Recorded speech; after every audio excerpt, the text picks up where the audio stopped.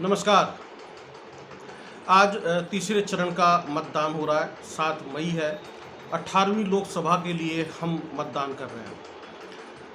उत्तर प्रदेश की 10 सीटों पर मतदान हो रहा है।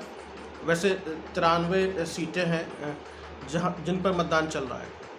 लेकिन इस मतदान के समय पर जो सबसे बड़ी चिंता की बात है वो ये है कि मतदान का प्रतिशत कम क्यों है।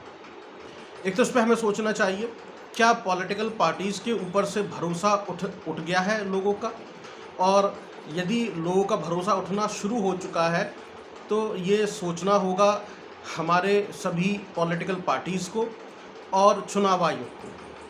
हमें हर तरीके से इसका विश्लेषण करना होगा।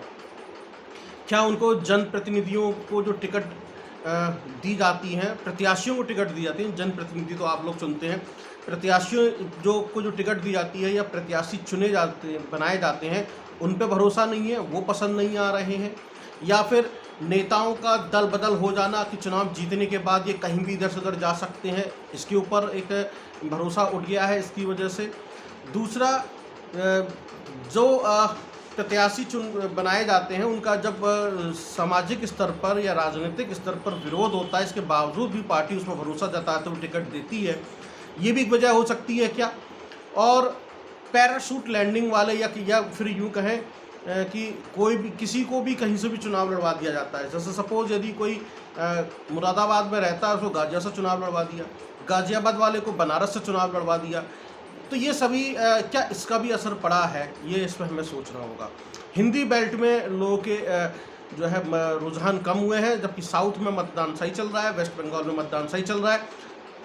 तो तीसरे चरण के जो मतदान हो रहे हैं उसके बाद शाम को पता चलेगा कितने प्रतिशत वोटिंग हुई है।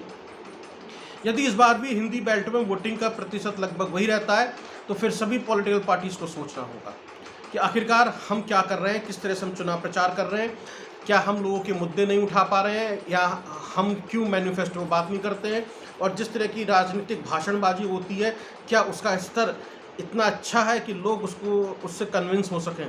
तो ये सभी सोचने वाली बात रहेगी, और मैं समझता हूँ कि तीसरे चरण के मतदान के बाद आप सभी लोग तय करें और समझें कि हम किस तरह की सरकार चुनने जा रहे हैं और मतदान कम क्यों हो रहा है।